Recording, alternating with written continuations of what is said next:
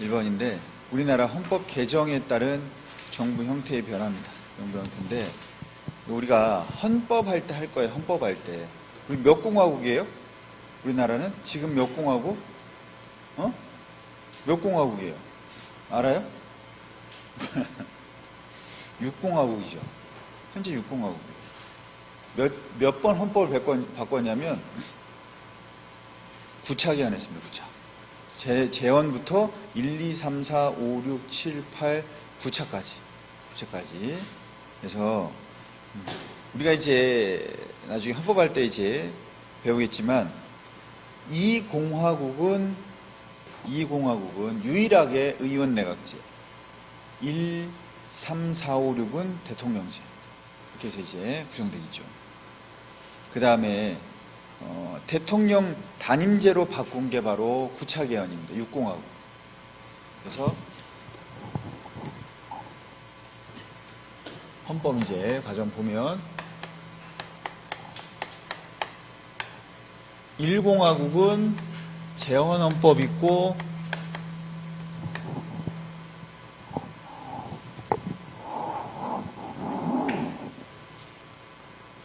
재헌헌법 있고 그 다음에 1차 개헌, 2차 개헌. 그 다음에 2공화국은 3차, 4차. 그 다음에 3공화국은 5차, 6차. 그 다음에 4공화국은 7차, 5공화국이 8차, 6공화국이 9차. 이렇게 됩니다. 그래서 우리가 이때 6월 항쟁이 있었죠. 6월 항쟁 있었고, 그 다음에 이제 6월 항쟁, 요게 6월 항쟁이 있어서 이제, 6월 항쟁이, 그렇죠. 6월 항쟁이 있었고, 그래서 뭘로 바뀌냐면, 우리가 5년 단임으로 바뀌죠. 단임. 그럼 8차, 이때는 뭐였냐면, 12.12 사태. 그래서, 전두환 때, 그래서 7년의 단임이었죠. 7년 단임 가고, 이때가 이제 언제냐면, 유신헌법 되고, 그 다음에 이때가 이제 5.16 군사 쿠데타 5.16 있었고, 그 다음에 우리가 박정희 정권 있었고, 그 다음에 이때가 이제 뭐냐면 의원 내각제 장면 정부. 그 다음에 이때가 이제 이승만 정권이죠. 이승만. 그래서 그런데 특이한 건 뭐냐면 우리가 여기서 알아야 될 건 뭐냐면 직선제를 언제 했냐. 우리가 직선제를 언제 하냐면 보면 재헌헌법 때는 직선제 안 했어요. 재헌헌법도 안 했어요. 언제 하냐. 우리가 이때는 언제냐면 의원 내각제니까 안 하니고 그래서 5차, 2차, 1차, 2차, 5차, 6차, 9차 이때가 이제 직선제입니다. 대통령 직선. 이때는 재헌이라서 안 하고, 이때는 의원내각제를 안 하고, 이때는 이제 유신헌법이라서 안 하고, 이때는 전두환 때는 이제 우리가 이 체육관에서 해버렸죠, 그냥. 그래서 안 하고. 그 다음에 우리가 직선제, 대통령 직선제, 간선제, 그 다음에 정부 형태. 이 정도만 여러분이 정리를 하시면 됩니다.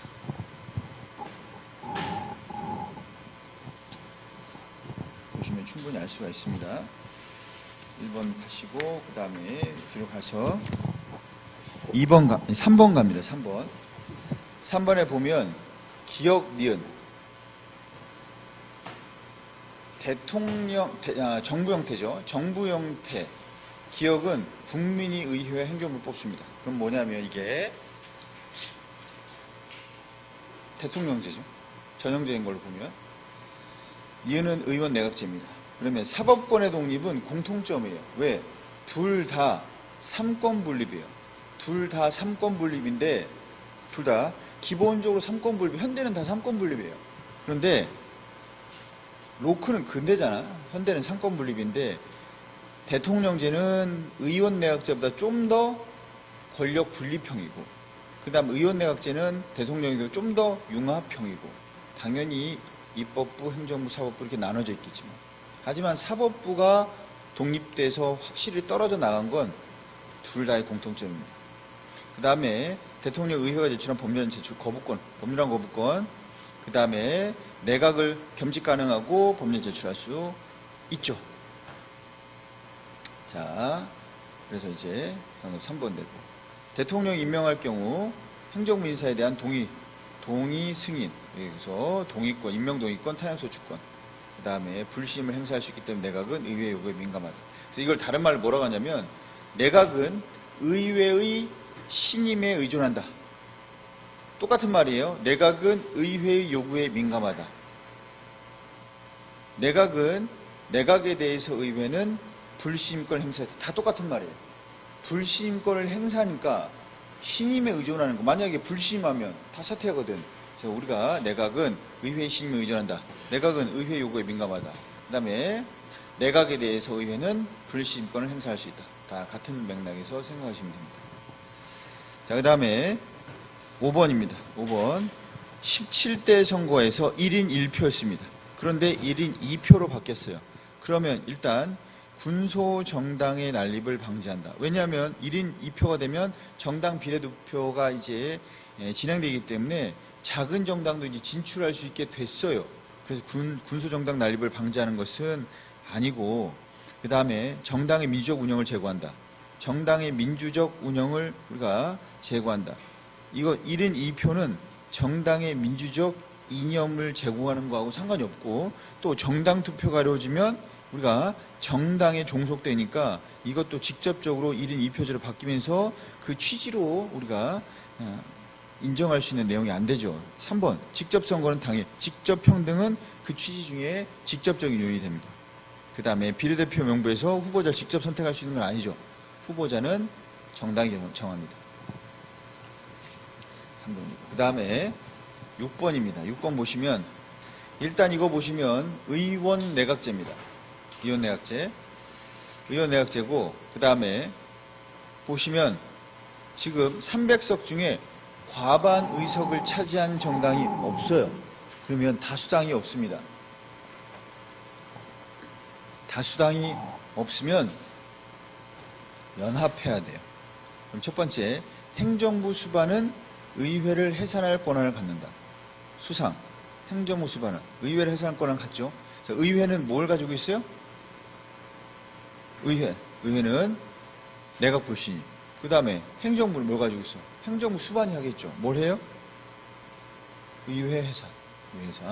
행정부 수반은 의회 해산할 수 있다. 의원 내각제니까. 그 다음에 두 번째, 행정부 수반은 의회에 대한 정치적 책임을 지지 않는다. 왜? 같은 당이야. 같은 당이기 때문에 둘 다 책임을 져요. 둘 다. 그 다음에 3번입니다. 행정부와 입법부의 관계가 융합적이죠. 그 다음에 과반수를 차지한 정당이 없어서 니은 당 주도의 연립내각이 등장한 것이다. 자, 보니까 여기에 보시면 행정부 수반은 니은당 소속이래. 왜 이렇게 됐냐? 자, 일단 여기 보시면 다수당이 없어요. 그러면 제1당이 어디냐? 기역당이에요. 거기 보시면, 거기 보세요. 거기 잘 보시라고. 기역당이 제1당이야. 기역당이 제1당이면 다수당이 안 됐기 때문에 어느 당하고 대략 리을당하고 합치면 반이 넘어. 그래서 리을당하고 우리가 연합할 거야. 그래서 기역당이 리을당에게 연합하자라고 제안합니다. 프로포즈하는 거예요.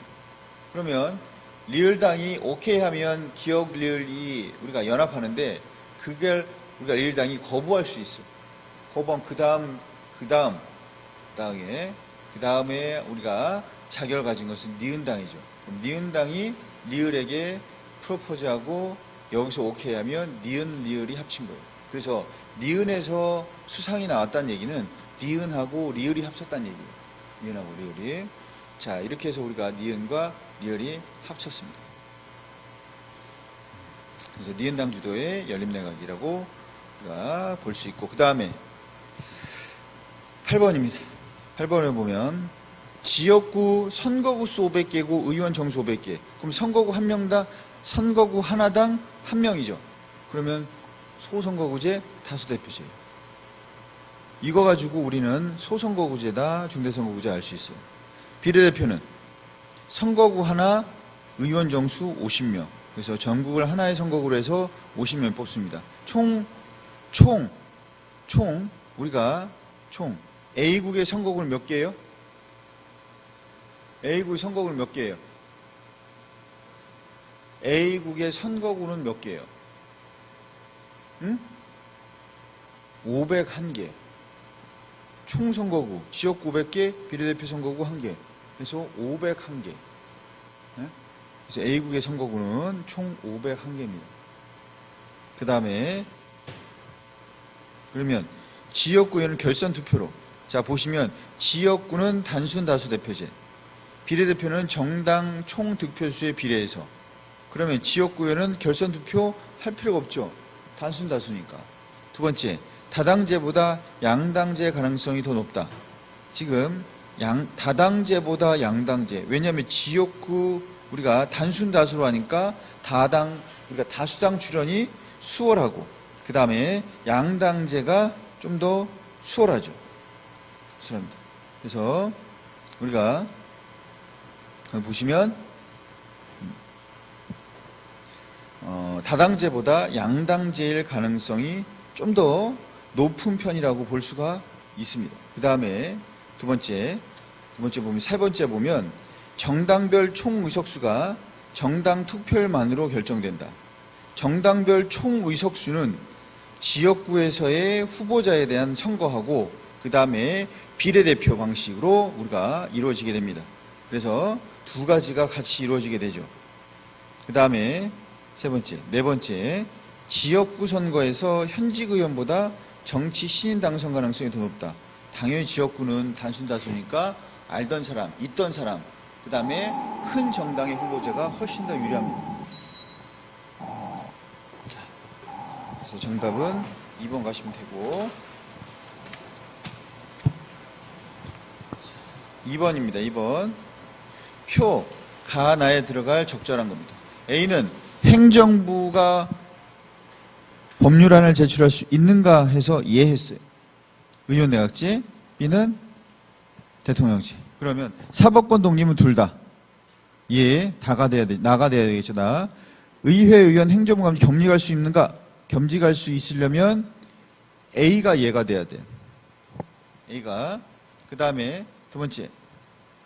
행정부 수반이 의회에 대해 정책 시험을 주는가? 이것도 마찬가지로 의원 내각제 예돼야 됩니다. 그 다음에 의회에서 가결된 법률안에 대해서 행정부 수반이 제의를 요구할 수 있는가? 이게 뭐? 법률안 거부권, 제의 요구. 똑같은 말이에요. 제의 요구, 법률안 거부권. 그렇게 되면 기억은 나에 가고 리을만 가에 가겠죠. 그 다음에 4번입니다. 4번 보시면 각국은 정당별 대통령 선거와 의원 내각제. 그러면 이건 대통령제란 얘기예요. 대통령제인데 대통령을 보니까 처음에 2번은 A당, 그 다음 2번은 B당, 그 다음에 총선을 보니까 처음 2번은 B당, 그 다음 2번은 A당. 그러니까 A당이 대통령일 땐 B당이 다수당이고, 그 다음에 B당이 대통령일 때는 또 A당이 제1당이고, 그리고 항상 여서야 돼요. 항상 여서야 돼.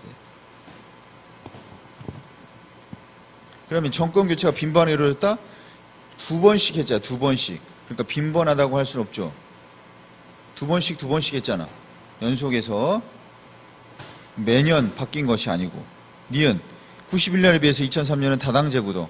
다당제 구도 보면 91년은 지금 당이 2개밖에, 그러니까 우리가 아직 양당제에 대해서 자세히 배우진 않았지만 이게 다 선거하고 연결되니까 양당제 모습, 정당 2개가 중요한 역할을 하고 있고, 2003년도에는 3개의 정당이 우리가 어느 정도 자신의 입지를 가지고 비율을 차지하고 있어요. 그러니까 다당제 구도 가깝다. 맞고요. 이전과 달리 2003년 총선에서는 연립정부. 자, 2003년 보니까 50, 27, 23이니까 연립정부죠. 과반수 못 넘었죠. 그런데 문제는 대통령제예요. 대통령제에서는 연립정부가 없죠. 그냥 여서야 됩니다. 그 다음에 대선 직후에 총선에서는 집권당이 견제. 왜? 대선에서 A당이 되면 총선에서 B당이 되잖아. 그런 식으로 견제하는 모습이 나타났다. 다음에 3번입니다. 자, 사표를 보니까 A가 더 많대요. 그럼 A는 소선거구제, B는 중대선거구제입니다. 자, 그러면 1번부터 보면 1번부터 양당제 출연 가능성 가에 들어갈 수 있는지 봅시다. 양당제 출연 가능성 가에 양당제 출연 가능성 가에 들어갈 수 있어요, 없어요? 있죠. 소선거구제가 양당 출연 가능성이 훨씬 더 높잖아. 중대보다. 선거갈 용이성 소가 높죠. 들어갈 수 있죠. 선거자 후보 비용 소가 더 낮잖아. 안 되죠. 군소정당 난립 중대선거구제가 더 높잖아. 지역적 인물 당선 가능성 소선거구제가 훨씬 더 높죠. 그래서 1, 2, 5번이 들어갈 수 있어요. 나는 자 후보자 난립 가능성 막 많이 나오는 거예요. 어디가 높아요? 다수당. 중대선거구제. 그 다음에 게리맨더링을 가능성은 선거구를 많이 쪼개야 마음대로 쪼개는 일이 발생해. 그래서 게리맨더링은 소선거구제에서 더 많이 나타납니다. 왜? 많이 쪼개다 보면 자기에게 유리하게 쪼개는 사람이 분명히 있단 말이에요. 그 다음에 아니면 어떤 사람이 유리하게 쪼개진다든지 전국적 인물 당선 가능성 중대가 크죠. 후보자 파악 소선거구제가 낮죠. 득표율과 비례율의 격차 소선거구제가 훨씬 더 큽니다. 과다대표 과소대표가 크니까. 자, 그러면 1번밖에 될 수 있는 게 없어요. 그 다음에 7번입니다. 전형적인 정부 형태의 지닌 A국 소선거구제를 통해서 의회 의원 선출한다. 단 A국의 모든 선거에서 후보자는 정당을 통해서만 공천되고 선거제도가 변경되어도 지지하는 정당과 투표율은 변함이 없다.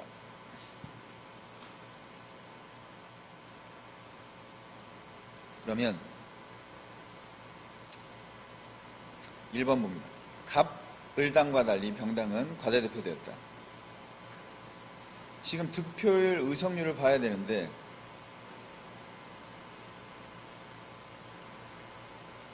득표 의석 갑당 의석률이 더 높죠. 1%가 높아도 과대입니다. 갑당 과대, 을당 과대, 병당은 과소. 보이죠? 그 다음에 2번 비례대표 적용하면 득표율보다 의석률이 낮은 병당이 우리가 유리하겠죠. 대통령제 국가라면 2010년 여서야 돼. 지금 의석률을 봐야 되는데 과반수를 넘는 50% 넘는 정당이 없어요. 그래서 여서야대가 될 수밖에 없죠. 무조건 어떤 당이 되든 갑을병 누가 되든 여서야대. 2006년은 을이 되면 여대야소, 나머지가 되면 여서야대. 투표율이 높아지면 세 정당 모두 득표율과 의석률 차이는 줄어든다. 지금 보면 정당 투표율은 변함이 없고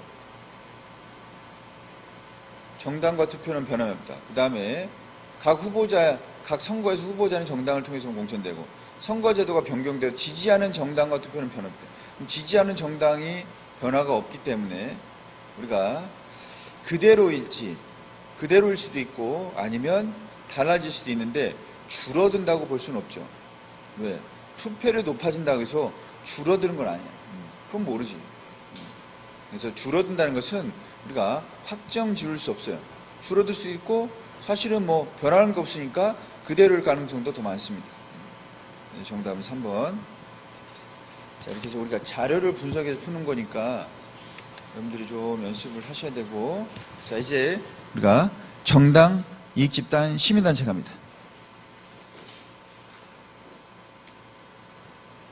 자, 우리가 정당이란 것은 정권 획득을 위해서 모인 정치적 결사체입니다.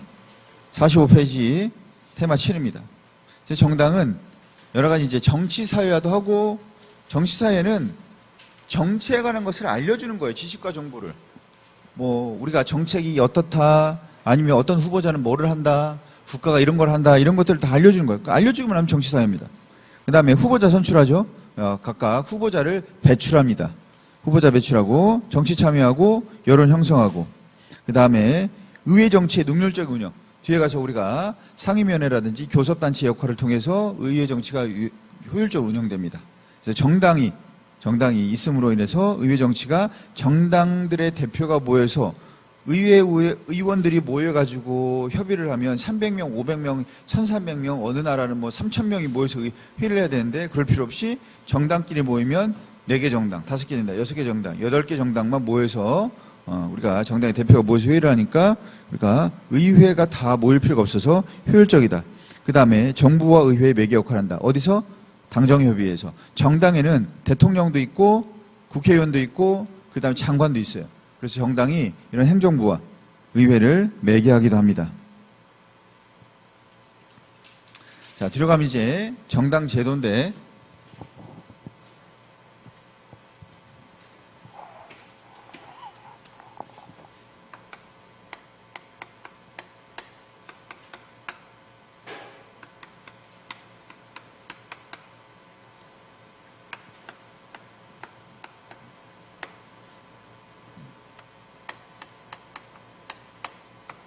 자, 정당의 유형부터, 유형. 시험에 나온 건 얘니까, 우리가 정당에는 크게 일당제와 다당제가 있어요.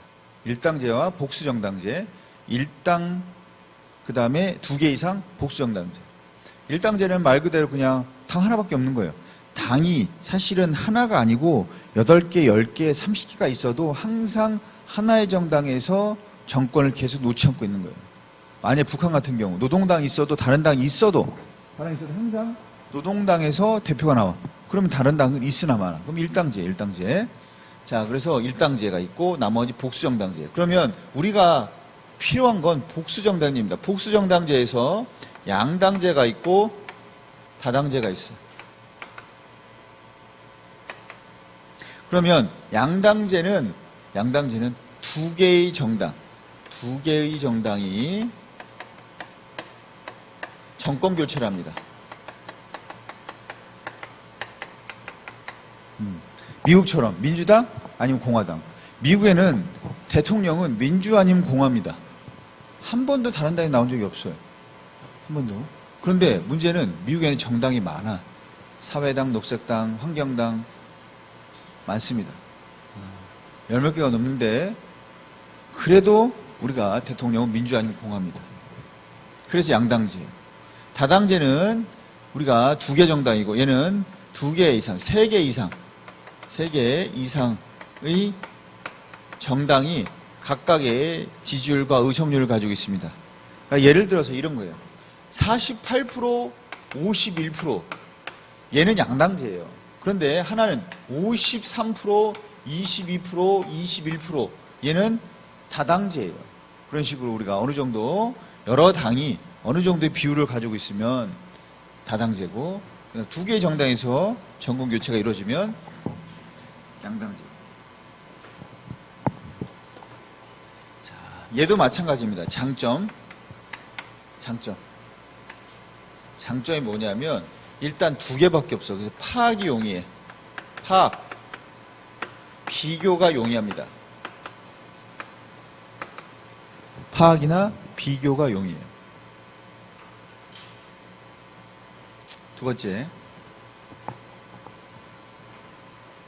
두 번째는 우리가 책임 소재가 명확하죠.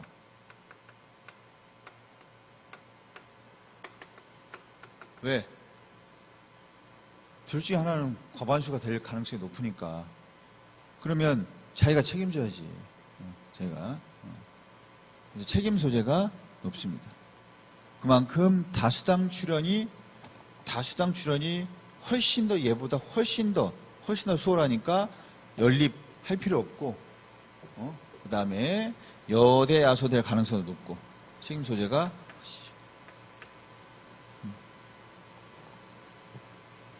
자, 그 다음에 정책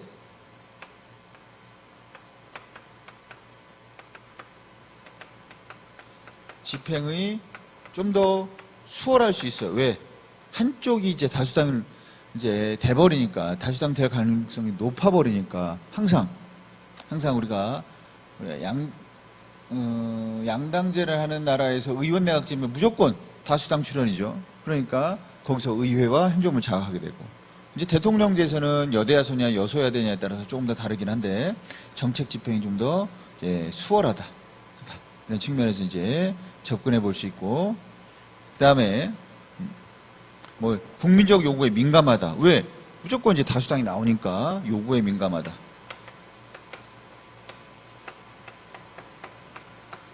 이것은 책임 소재하고 같이 묶여서 설명할 수 있어요. 그 외에도 다양하게 나올 수 있는데 여기에 넣을 수 있느냐? 단점은, 반대로 단점은 우리가 선택의 폭이 너무 높다. 선택의 폭이 너무 좁다. 두 개밖에 없으니까. 그래서 이건 다양한 의견이 반영되기 어렵다.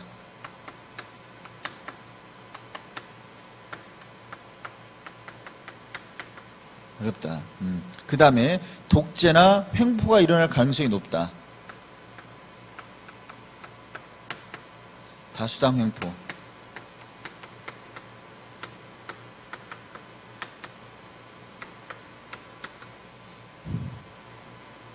그 다음에 정당 둘이서 싸우면 중재가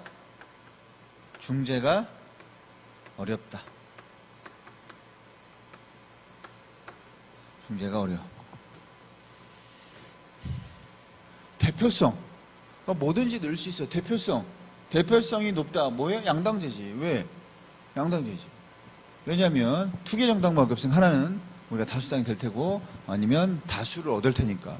항상 후보자가 둘밖에 없는 거 아니에요. 후보자가 둘밖에 없으니까 한 명은 우리가 과반수를 넘을 가능성이 높으니까 절대 다수의 표를 얻으니까 대표성이 높을 수밖에 없죠. 우리가 그런 부분들은 이해해서 접근하시면 되고, 이것도 마찬가지예요.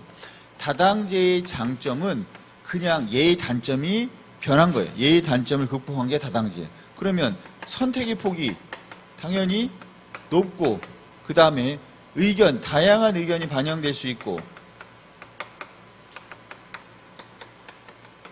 그 다음에 다수당의 횡포를 견제할 수 있고, 독재나 횡포를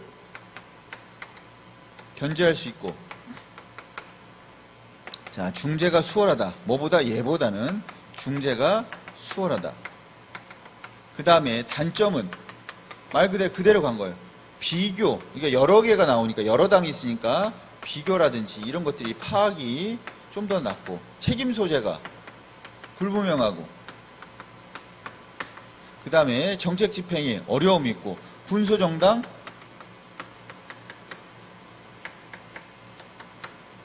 난립. 그러면 뭐예요? 전국 혼란 가능성이 높아지죠.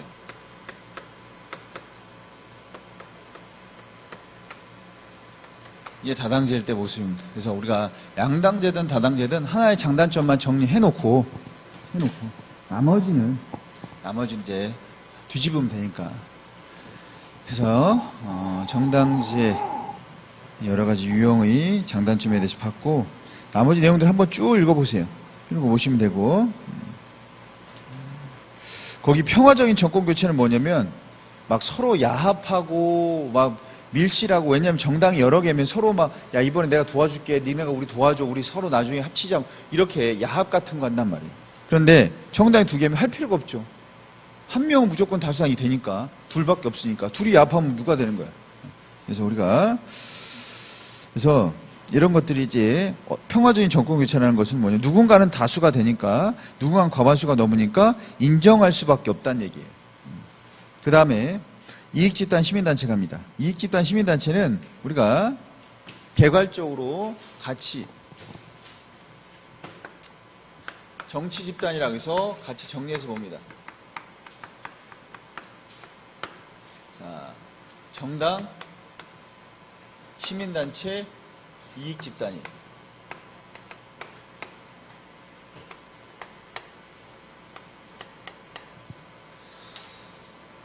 시민단체는 공공선을 추구하기 위해서 시민들이 자발적으로 모여서 형성한 결사체입니다.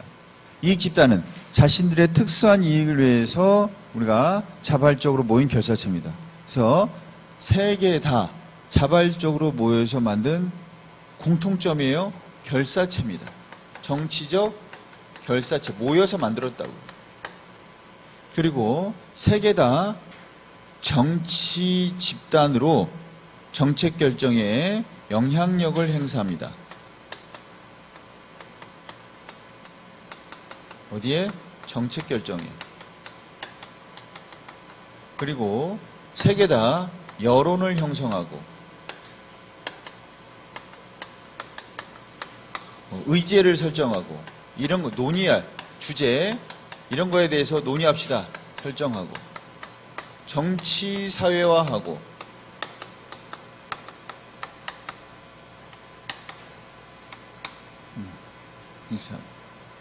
그 다음에 얘네들은 정책 결정 기구가 아니에요. 비공식적 참여, 비공식적 참여자죠.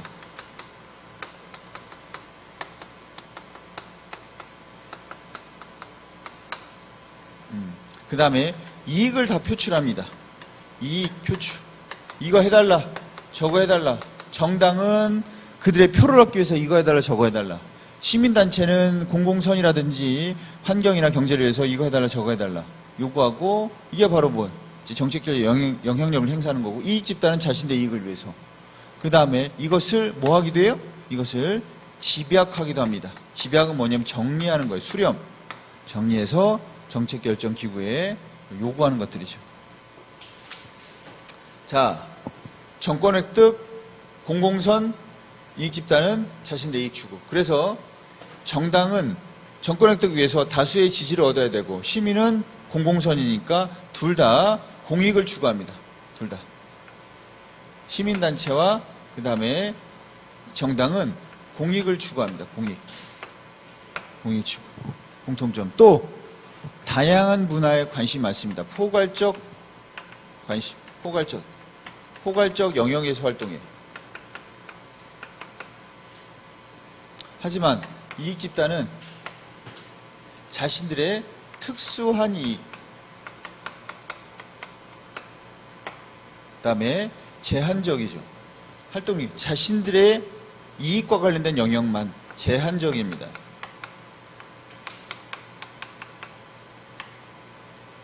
제한적이에요. 그 다음에 차이점이 정당은 정치적 책임을 집니다. 그 다음에 시민단체, 이익집단은 우리가 정치적 책임을 지지 않죠.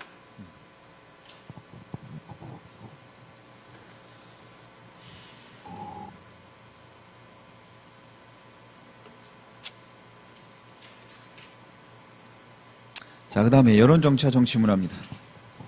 여론정치라는 것은 말 그대로 여론에 의해서 정치라는 거죠. 그래서 여론정치는 민주정치와 어떤 같은 맥락에서 있어요. 민주정치는 다수의 지배, 여론정치는 다수의 정치 참여. 하지만 여론이 우리가 올바르지 못할 수도 있기 때문에, 그리고 여론은 항상 우리가 조작되거나 아니면 유동적이기 때문에 여론정치가 민주정치라고 보기 힘들고 완전히 일치하는 건 아니지만 민주정치 실현하는 방법일 수도 있습니다. 다만 여론정치에 대해서 우리가 비판을 제기하는 게 바로 중우정치죠. 중우정치. 다수가 참여해서 중우정치는 뭐냐면 우매한 다수가 군중들이 참여해서 결국 잘못된 정치를 한다. 그게 중우정치예요. 그러니까 멍청한 애들이 자꾸 참여한다. 엘리트가 가야 되는데, 철인이 가야 되는데, 아리스토텔레스가 얘기한 얘기예요. 중우정치. 자, 그래서 이런 여론정치는 중우정치의 문제점을 가지고 있다. 포퓰리즘, 대중영합주의 이런 것과 같이 연결시켜 볼 수 있습니다. 그 다음에 두 번째, 언론은 우리가 사회의 다양한 문제점을 제시하고 이에 대해서 해설하고 비판하고 그 다음에 감시 비판하기 때문에 저울력을 감시하기 때문에 이런 중요한 역할 때문에 그들에게는 우리가 여러 가지 권한이 부여됩니다. 그래서 언론, 출판, 집회, 결사의 자유 이런 것처럼 언론의 자유를 하나의 기본권으로 보장하고 있어요. 다만 그에 대한 책임도 있겠죠. 공정해야 되고 사생활 침해하지 말아야 되고 개인 명예에 침해하면 안 되고 공익을 중시하는 이런 부분들이 필요합니다. 그래서 여론정치 그 다음에 언론에 대해서 이야기를 했고, 자 이제 52페이지 갑니다. 52페이지. 우리가 정치 문화인데 정치 문화를 볼 때 정치적 효능감은 단어의 의미만 아시면 돼요. 정치적 효능감이 뭐냐면 시민이 정치에 영향력을 미치거나 변화시킬 수 있다는 능력과 자신감이에요. 그러니까 효능감이 높으면 정치 참여 많이 하고 정치 참여 많이 한다는 얘기는 효능감이 높다는 얘기예요. 효능감이 높다는 얘기예요. 자, 그러면 우리가 정치 문화는 합의형과 그 다음에 분산형이 있어요. 다른 말로 다극형이라고도 합니다. 합의형, 분산형. 그래서 우리가 정치 문화인데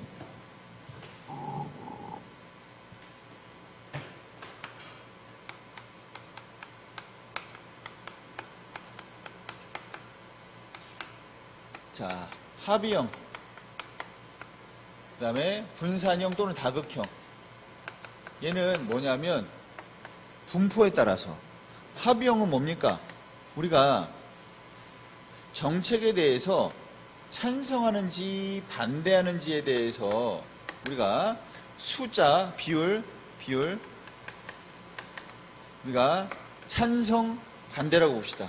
그러면 합의형은 어느 쪽으로 합의가 돼 있어요. 찬성을 하든 또는 반대를 하든 또는 우리가 중립이든 이렇게 한쪽으로 합의가 돼 있어요. 그런데 분산형은 어떤 대표적인 뭐로 이런 것들이겠죠. 이게 분산형이죠. 이게. 양 끝으로 어떻게 돼 있어요? 분산돼 있잖아.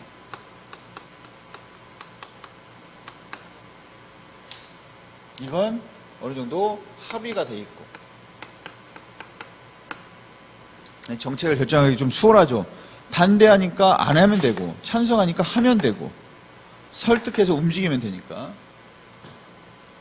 분포에 대한 게 있고, 두 번째는 우리가 정치적 견해.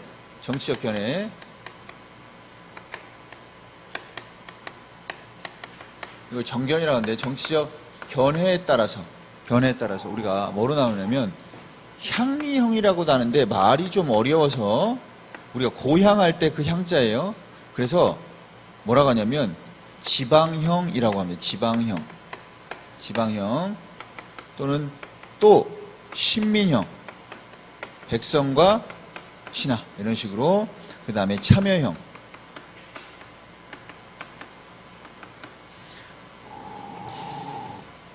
그러면 정치 체제, 정치가 어떻게 운영되고 그 다음에 어떻게 우리가 이루어져 있는지, 정치 체제. 두 번째가 뭐냐면 투입, 참여 얘기하는 거예요. 참여, 투입. 그 다음에 투입된 다음에 산출되겠죠? 산출. 집행. 그 다음에 정치 주체의식. 자의식. 내가 정치 주체냐. 그러면 어떤 사회는 이런 사람들이 많으면 향리형 정치문화, 이런 사람들이 많으면 신민형 정치문화, 이런 사람들이 많으면 참여형 정치문화입니다. 그러면 향리형은 정치 체제가 뭔지 몰라요. 정치를 누가 하는지 어떻게 하는지 모릅니다. 그리고 참여하지도 않아요. 내가 모르는데 어떻게 참여해.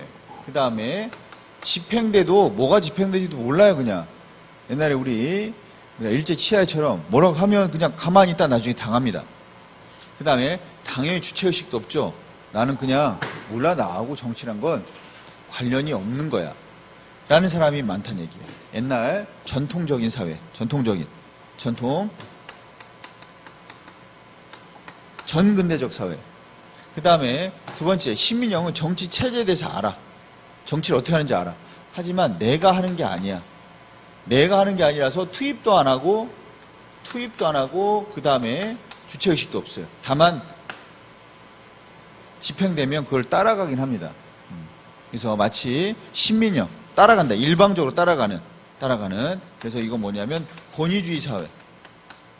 권위주의 사회, 아니면 뭐 독재, 아니면 뭐 근대적 사회에서 알긴 알지만 따라가는 거죠.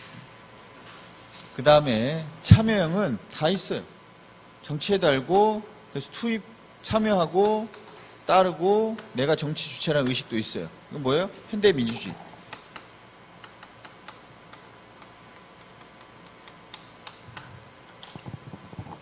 자, 이렇게 해서 우리가 정치 문화 파트에 대해서 봤습니다.